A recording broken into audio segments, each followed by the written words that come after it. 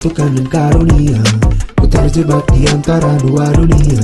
Jalani sebuah kutukan dan karunia, ku terjebak di antara dua dunia.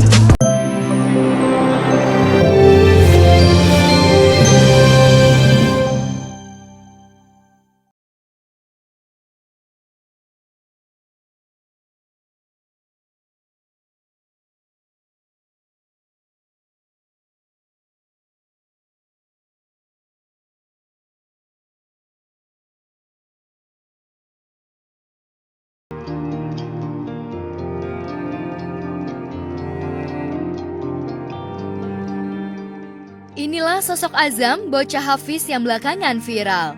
Ia tampak begitu asik saat berkesempatan bermain di aviary milik presenter Tajir Irfan Hakim.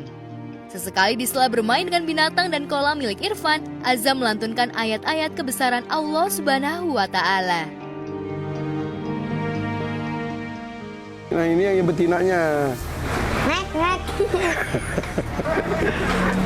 Tuh ini betinanya. Ya. Saya pegang kepalanya nih. Ini kepalanya nih, ya. Iya, happy. Iya. Itu. Ini depan. Nah. Udah tidak main. Nah, ini. Halo burung. Kenalnya gimana? Azam kan? Kenalnya, jadi ketemu udah beberapa kali, jadi di beberapa acara TV. Jadi dan dari beberapa tahun yang lalu juga saya udah ketemu dari 2019 ya, 18 apa ya. Pokoknya ketemu beberapa kali, jadi dan hafalannya tuh dia kuat banget. Jadi pas ketemu dia, hai Kak Irfan, jadi kan dia tuh hafalan nada suara dan lain-lain. Dan alhamdulillah saya kalau ketemu dia termasuk yang bisa menjaga moodnya, karena mood dia tuh kadang-kadang swing banget juga. Jadi kalau gitu, Zam, kita Zam, oke kak, gitu. Padahal dia lagi ngantuk, lagi capek, alhamdulillah bisa aku kendalikan gitu. Jadi orang tuanya juga kenal dengan saya. Jadi alhamdulillah bahkan kemarin pas habis pulang dari rumah kan, aku kasih sepatu rodanya Jalu tuh kan, dia pakai sepatu roda. Kok mau aku suruh bawa, langsung ibunya cerita soalnya dipakai terus.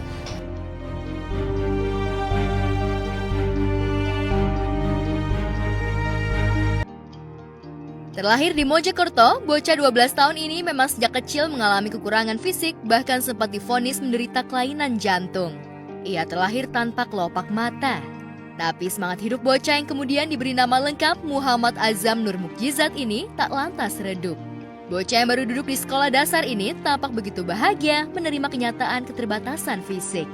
Beruntung, ia dianugerahi suara merdu.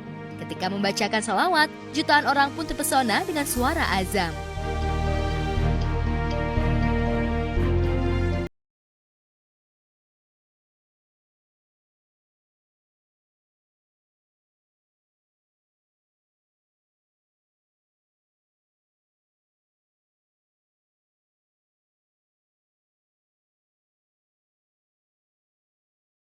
Ininya nggak ada tulang. Iya.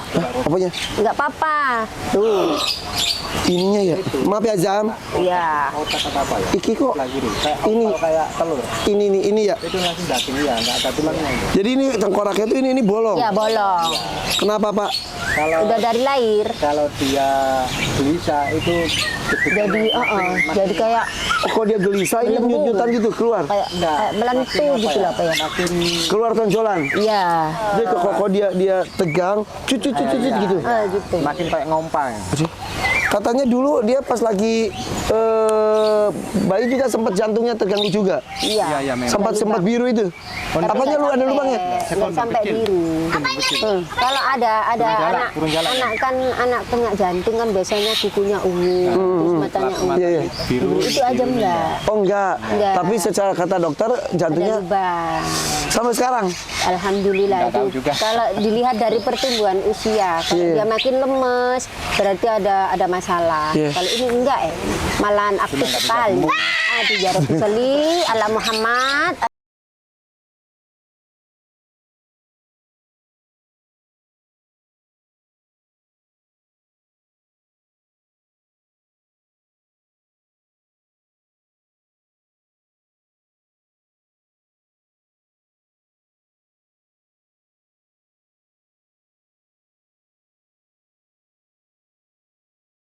Om, ini namanya sekarang mau ditambahin Oponya? nama. Namanya apa? Gak mau Azam Nur Mukjizat tok, harus ditambahin Muhammad.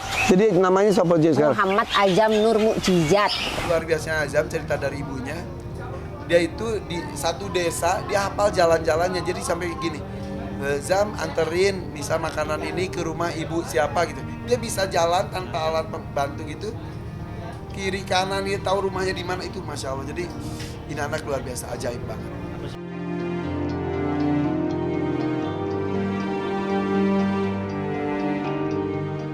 Saat berkesempatan berkunjung ke aviari milik presenter tajir Irfan Hakim, Azam bahkan asik bermain bersama binatang jenis ular. Ia bahkan sempat menggoda ibunya hingga sang bunda ketakutan. Ya, apa itu? Ular, Bu. Nggak mau, nggak mau, nggak mau, nggak mau. Ya, jangan.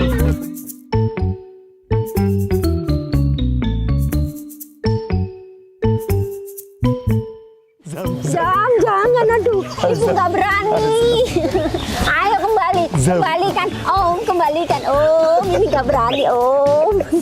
Azam, kamu iseng banget. Saya peduli dengan anak-anak, peduli dengan anak-anak para penghafal Quran dan juga pada anak-anak yang berkebutuhan khusus. Tapi buat saya semuanya itu adalah sempurna. Jadi kalau buat saya itu Allah itu tidak menciptakan makhluk itu tidak ada yang cacat. Kalau pabrik mungkin ada cacat produksi, kalau Allah tuh enggak, semuanya sempurna tapi casingnya aja berbeda-beda. Dan pasti ada kekurangan, pasti ada kelebihan. Kalau dia anggap itu ada kekurangan. Jadi seperti Azam, itu kan secara nalar nggak mungkin gitu bisa dia nggak ada bisa melihat apapun, tapi bisa naik sepeda aja itu sudah aneh sekali. Bisa sepatu roda, bisa jalan, bisa kemana-mana. Hatinya yang berbicara itu. Jadi kenapa saya peduli dengan mereka, karena dengan dekatnya mereka kita jadi banyak bersyukur juga. Banyak bersyukur bahwa kita tuh jangan banyak mengeluh, kita tuh udah dikasih lengkap panca inderanya tapi nggak dimanfaatkan dengan maksimal seperti itu. Jadi buat muhasabah diri sih, jadi banyak bersyukur. Dan tidak hanya saya perkenalkan juga ke anak-anak saya. Jadi kalau bisa ada tamu ke rumah, beberapa ada yang tidak bisa bicara, tidak bisa melihat, ataupun banyak kasus lainnya, saya kenalkan. Jadi mereka anak aku juga awalnya yang kan ya berbeda gitu, dia agak kaget dulu, lama-lama bermain bareng gitu. Jadi ya melatih jiwa. Dari penuturan kedua orang tuanya, Azam memang sejak kecil menderita lemah jantung, bahkan kedua matanya tak bisa melihat. Tapi yang mengejutkan saat ditanya apakah ia ingin bisa melihat, jawaban seusia Azam ini cukup mengejutkan. Ia mengaku bersyukur tak bisa melihat karena terhindar dari maksiat penglihatan atau zinah mata.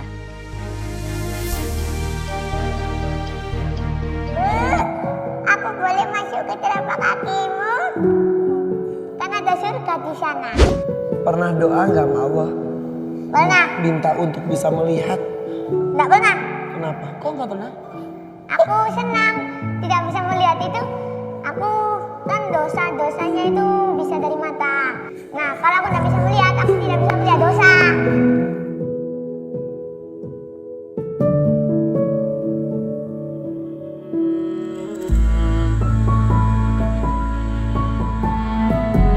Aku kalau meminta mata ya dia. Allah itu menciptakan kita pasti dengan cerita masing-masing. Tergantung kita mau membawakannya seperti apa.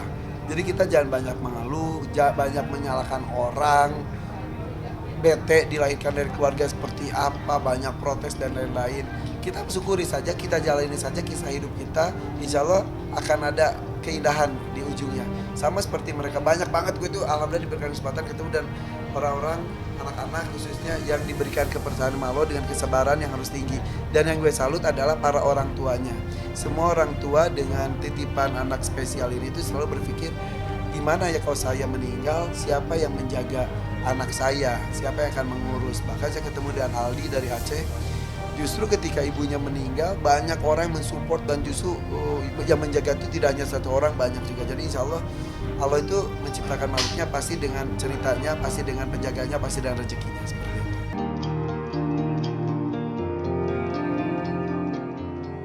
Bulan Ramadan tahun ini menjadi momen terindah bagi Fenita Ari, istri Ari Untung.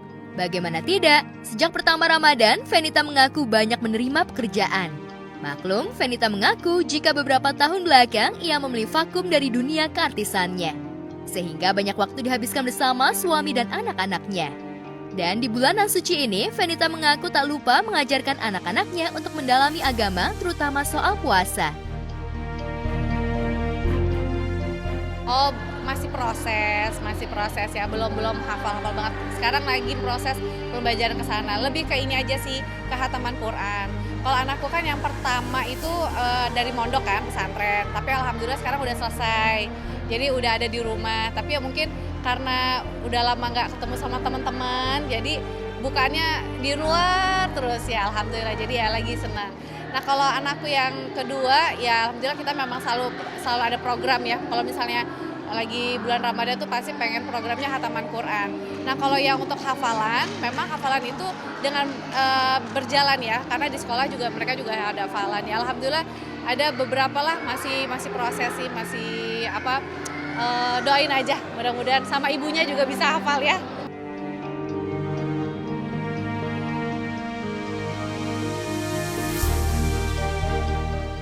Fenita mengaku jika Ramadan tahun ini merupakan Ramadan dan penuh berkah. Sebab rumah tangganya semakin hangat dan harmonis, lantas momen terindah apa yang dirasakan Fenita bersama anak-anak selama bulan puasa tahun ini? Pasti senang banget beda ya.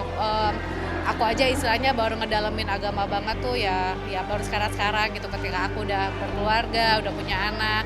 Nah tapi mereka kayak anakku yang cewek gitu, dia udah memutuskan untuk berhijab gitu ya, terus juga dia pengen lebih dekat lagi, pengen tahu ilmu-ilmu agamanya, pasti seneng banget gitu. Apalagi kalau mereka datang guru ngaji gitu ya, mereka yang semangat gitu, jadi kayak aduh alhamdulillah banget mereka bisa didekatin. Yang penting mereka bisa istiqomah aja gitu. Mudah-mudahan ya ini kan istilahnya cikal bakal ya, kita persiapkan mereka ketika mereka nanti ketemu sama dunia luar seperti apa, kan kita nggak pernah tahu ya. Insya Allah nanti mereka udah siap gitu.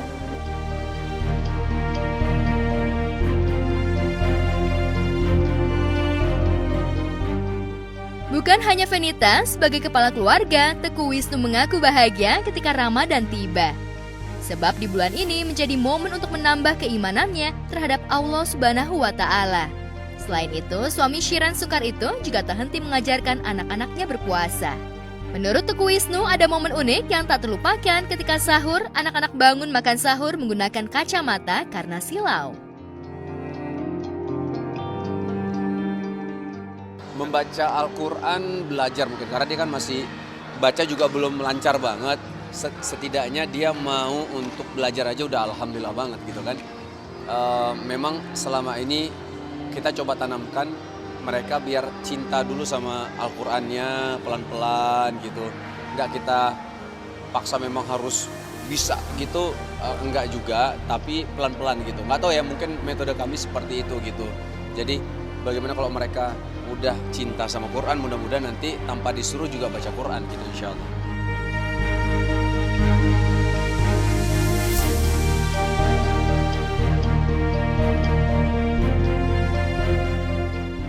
Bagi Teguh Wisnu, Ramadan tahun ini terasa berbeda sebab ia sempat mengalami kondisi badan tak sehat lantaran pola tidur berubah setelah menerima sejumlah pekerjaan.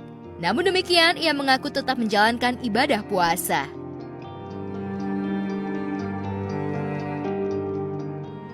Terus tidur waktu umur di bawah 30 kayaknya masih enak ya, begadang-begadang sampai jam 11, di atas jam 12, besok aman-aman aja.